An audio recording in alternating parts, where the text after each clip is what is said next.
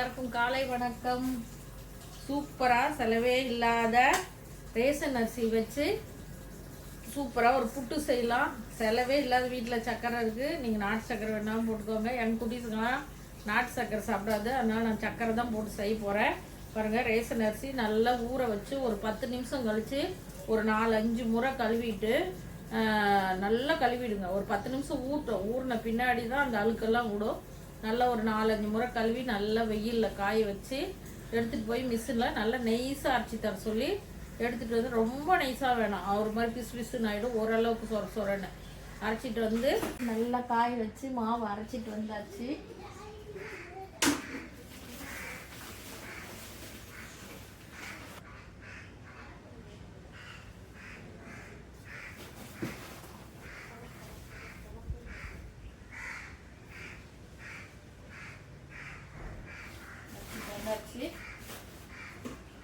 நல்லா வெயிலில் காயணும் அரிசி, அப்போதான் நல்லா மாவு நல்லா இருக்கும். நல்லா ஓரளவுக்கு ரொம்ப நெய்ஸாகவும் இல்லாத ரொம்ப சொரசாகவும் இல்லாத அரைச்சிட்டு வந்தாச்சு. இதில் நம்ம சுடுதண்ணி வச்சு தண்ணி தெளித்து கொஞ்சம் லைட்டாக எல்லா வீடியோவிலும் போட்டிருக்கேன்.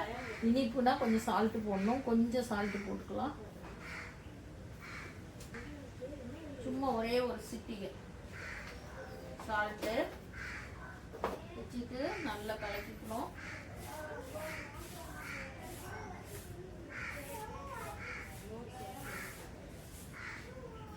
சுடு தண்ணி வச்சு தான் நீங்கள் பண்ணிடணும். பச்சை தண்ணியில் வச்சுட்டு வந்திருக்கோம். இருந்தாலும் ஒரு முறை ஜலிச்சுக்கலாம். ஜல்லடையில் மிஷினில் ஏதாவது வந்திருக்கலாம், அதனால் ஒரு முறை மாவு ஜலிச்சுக்கலாம்.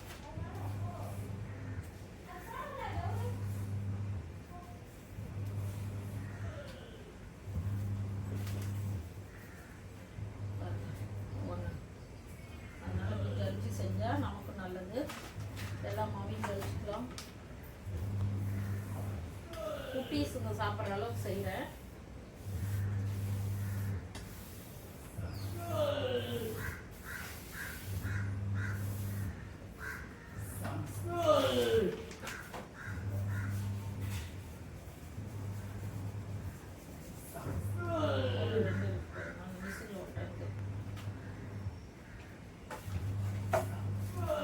வச்சாச்சு.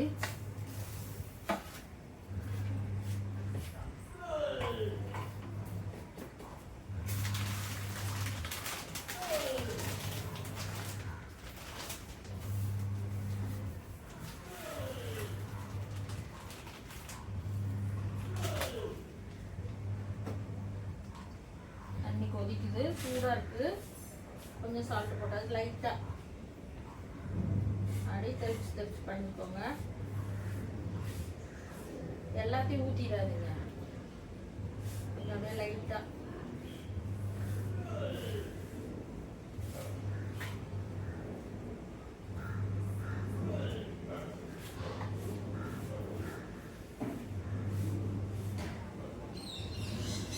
புழுங்கல் அரிசியில் சாப்பிட்டா எதுவும் பிரச்சனையே இல்லை. கால் வலி இருக்கிறவங்க பச்சை அரிசி சேர்த்துக்கூடாது. நிறைய பேருக்கு சேர்றதில்ல, கேஸ் ட்ரபிள், அதனால் வயிற்று வலி வந்துடும். இந்த புழுங்கல் அரிசினா நல்லாயிருக்கும். நீங்கள் ரேஷன் அரிசியை நல்லா கழுவிட்டு நல்லா காய வைப்பாருங்க, வெள்ளை விளையன்னு ஆகிடும். அப்படியே மாவு எப்படி வெள்ளையாக இருக்கு அப்படியே. அதனால் ஒரு 4-5 முறை கழுவுனீங்கனாவே அரிசி வெள்ளையாயிடும். அந்த எந்த வாசனையும் இருக்கிறதில்ல. இப்போ ஒரு 80% ரேஷனில் நல்ல அரிசி தான் போடுறாங்க. புழுங்கல் அரிசியில் செஞ்சு கொடுங்க, குழந்தைங்கள்லேருந்து பெரியவங்க வரைக்குமே எல்லாருக்குமே நல்லது.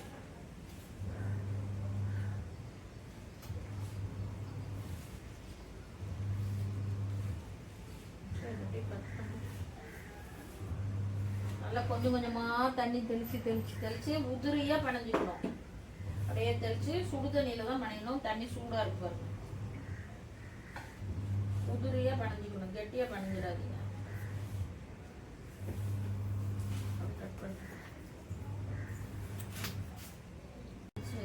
வச்சு இப்படி இந்த கட்டி ஒன்று விடாத இப்படி உதிரியாக இருக்கு பாருங்க. கொஞ்சம் கஷ்டப்படாத இந்த அளவுக்கு பாருங்க. அப்படியே சாப்பிட்டா உதிரியாக இருக்குது. இப்படி பிடிச்சா இப்படி இருக்கணும், அப்போ தான் உதிராத இருக்குது.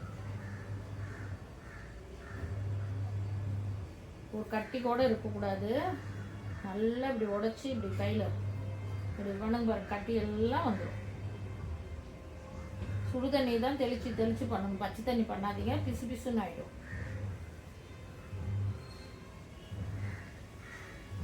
இப்போது இட்லி குக்கர் வச்சு தண்ணி வச்சு போட்டு செஞ்சுக்கலாம். வந்து இட்லி துணியை வச்சு நம்ம யூஸ் பண்ணிக்கலாம். கொஞ்சம் நிறையா இருக்கு மாவு, அதனால இந்த மாதிரி பண்ணிக்கலாம். ஒரே தட்டில் வச்சிடலாம்.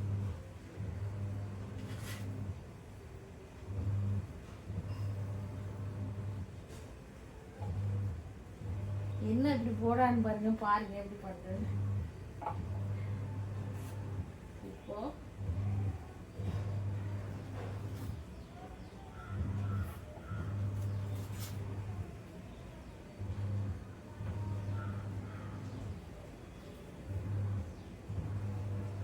எல்லாம் வச்சு கையை வச்சு அதை அழுத்திடாதுங்க, அப்புறம் வேகாது. நடுவில் இருக்கிறதெல்லாம் நல்லாவே இருக்காது. ஒரு கட்டி விடாத உடைச்சிக்கணும்.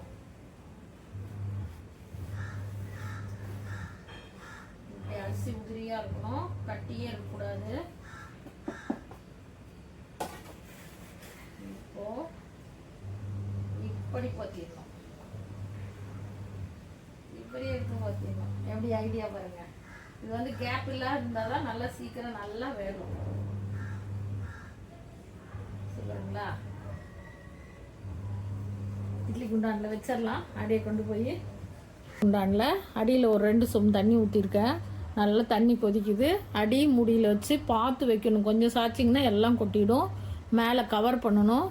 நல்லா கவர் பண்ணி வச்சு பாருங்கள். அந்த மாதிரி அந்த புட்டு இதே தெரியக்கூடாது, அப்போ தான் நல்லா வேகும். மூடி போட்டு மூடிடலாம் ஒரு 10 நிமிஷம். ஏன்னா ஏற்கனவே சுடுதண்ணியில் தான் நம்ம கலக்கிறோம், அதனால் நான் அரைச்சிட்டு வரக்குள்ள சுடுதண்ணியிலே பாதி வெந்துடும். இப்போ ஒரு 10 நிமிஷம் அவ்வளோதாங்க. நல்லா ஃபுல்லாக ஸ்டவ் வச்சிட்டிங்கன்னா ஒரு 10 நிமிஷம் ரெடி ஆகிடும். அதுக்குள்ளே நம்ம தேங்காய் உடச்சி தேங்காய் திருவிக்கலாம். ஏலக்காய் ஒரு 5 ஏலக்காய் தட்டி எடுத்து வச்சுக்கலாம்.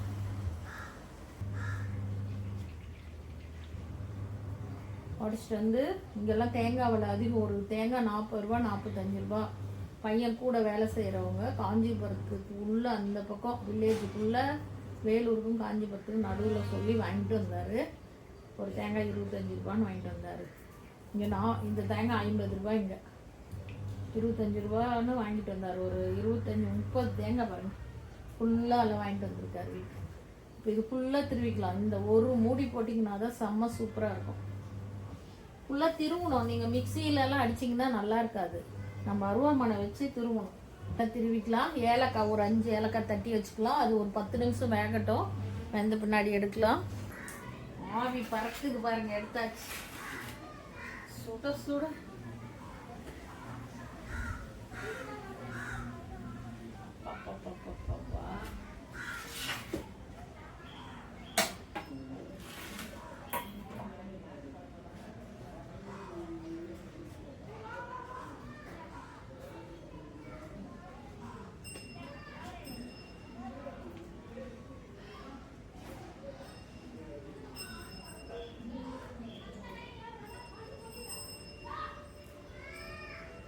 போட்டேன்னா ஒரே துணியை பெருசாக கிழிச்சு போட்டுருங்க. இட்லி துணி வச்சிருக்கேன், அதில் அப்படியே போட்டுட்டேன். ஒரே துணியை பெருசாக கிழிச்சு அப்படி போடுங்க. நீங்கள் போடுறதுனா நான் இட்லி துணி இருந்தது 3 தட்டு துணி அப்படியே போட்டுட்டேன். பாருங்க, துணியில் ஒட்டவே இல்லை கொஞ்சம் கூட. சரிங்களா? செம செம.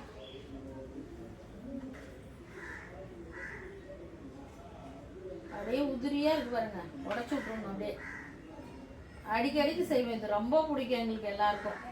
குட்டீஸுங்கெல்லாம் நல்லா விரும்பி சாப்பிடுவாங்க. நம்ம பெரிய குண்டானில் கொட்டிக்கலாம். சர்க்கரை எல்லாம் ஏலக்காயெல்லாம் போட்டு கிளற முடியாது.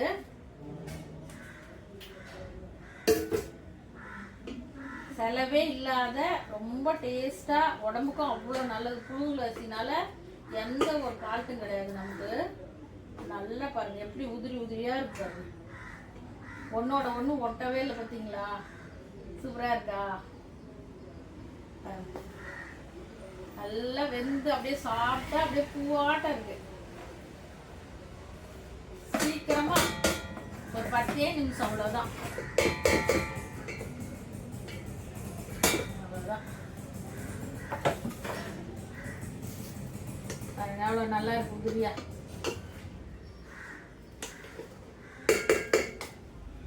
இப்போ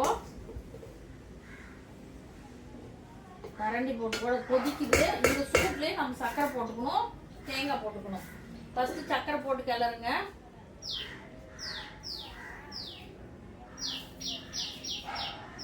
நூறு சர்க்கரை போடுங்க. சர்க்கரை கம்மியாக சாப்பிட்றவங்க ரொம்ப கம்மியாக கூட போட்டுக்கோங்க. நாட்டு சர்க்கரை போட்டு சாப்பிட்லாம், ரொம்ப நல்லா இருக்கும். எங்கள் குட்டீஸுங்க நாட்டு சர்க்கரை போட்டால் சாப்பிட்றது இல்லை, அதனால தான் 100 சர்க்கரை கரெக்டாக இருக்கும். 2 டம்ளர், பெரிய டம்ளரில் 2 டம்ளர் மாவு.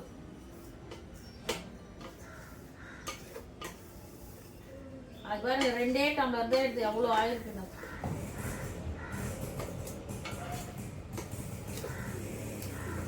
கொஞ்சம் வாயில போட்டு பாருங்க. கரெக்டா இருக்கு.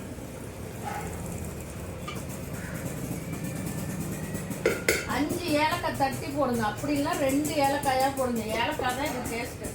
இப்போ தேங்காய் போட்டுக்கலாம்.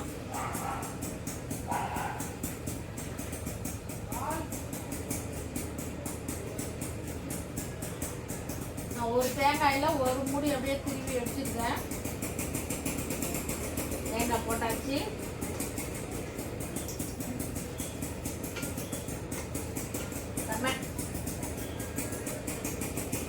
இது வந்து டிஃபன் மாதிரி சாப்பிடுவோம் நாங்க எல்லாருமே, சாயந்தரம் ஸ்நாக்ஸ் அது மாதிரி.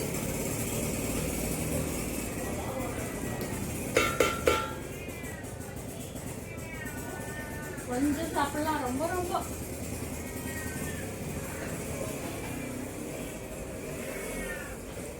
ஃபர்ஸ்ட் டேஸ்ட் பார்த்துட்டு தான் வீடியோவை பண்றதுனால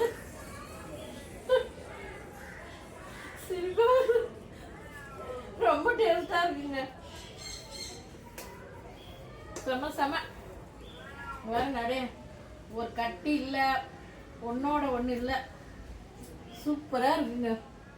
அங்க எல்லாரும் சாப்பிடலாம், செம்ம சூப்பரா இருக்கு.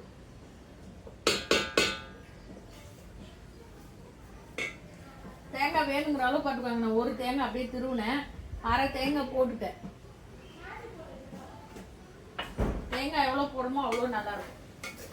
நிறைய தேங்காய் போட்டிருக்கேன், ஒரு தேங்காய் அப்படியே முழுசும். ஆனால் திருவி தான் போடணும். நீங்கள் மிக்சியில் அரைச்சோ தட்டியோ கீனியோலாம் போட்டிங்கன்னா நல்லா இருக்கும். கட்டாய ஏலக்காய் போடணும், சூப்பராக இருக்கு.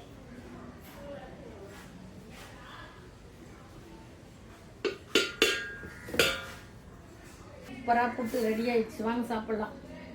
செம்மையாக ரெடி ஆயிடுச்சு.